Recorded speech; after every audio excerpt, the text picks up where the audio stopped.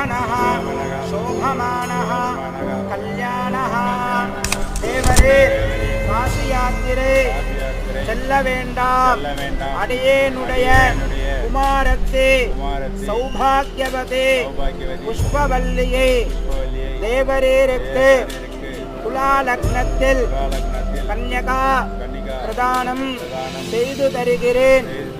தேவரீர் உத்வாக மண்டபத்திற்கு எழுந்தருளி கன்னிகையை பிரதிகிரகிக்க வேணுமாய் பிரார்த்திக்கிறேன்.